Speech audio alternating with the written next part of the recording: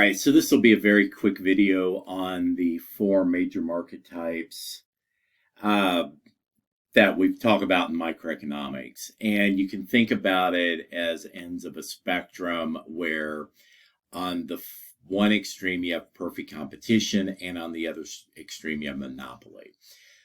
Perfect competition has a very perfectly elastic demand curve for the individual firm.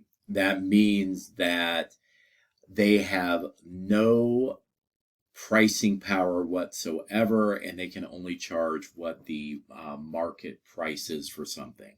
And the reason for that has to do with their characteristics. They have a homogeneous product. So it's lots of firms all selling the exact same thing. Very small barriers to entry.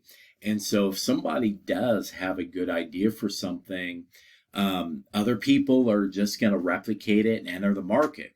And so in the short run, you can have an economic profit, but in the long run, your best case scenario is normal, meaning you're just covering your opportunity costs because everyone else will see this great idea and replicate it.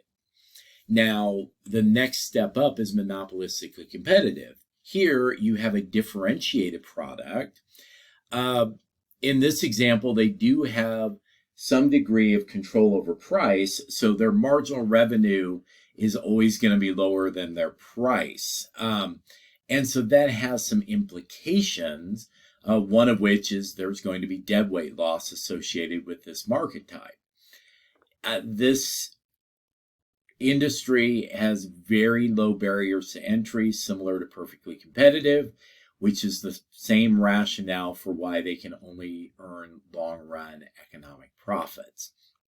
Oligopoly, well, they have a differentiated product, but there are substantial barriers to entry that keep out competition. That could be sheer size, the ability to buy in bulk. It could be having access to a key resource that other firms do not have access to.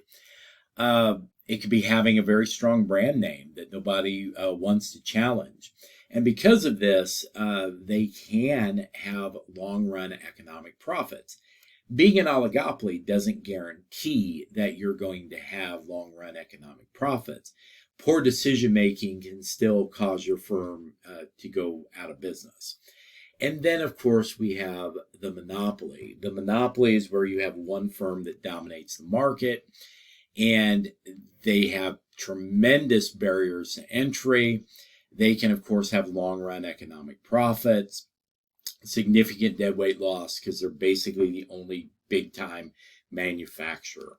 If we think about firms that reside in these different markets, perfectly competitive, the only thing I can think of would be agriculture and like a farmer's market, where people are selling corn and different produce at tables. They all tend to be the same price.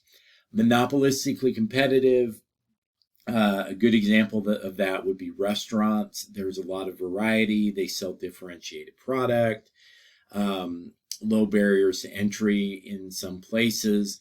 Another good example, I think, of monopolistically competitive would be like nail salons. I know where I live in Indiana, there's like 15 nail places within 10 minutes of each other. And they're all trying to, they basically sell the same service, but they try to differentiate themselves in some way through their advertising, marketing, loyalty programs, etc. Oligopoly, you have a few big firms that dominate markets, lots of examples of those. Video game systems are one, cell phone providers, textbook producers, and then, of course, monopoly.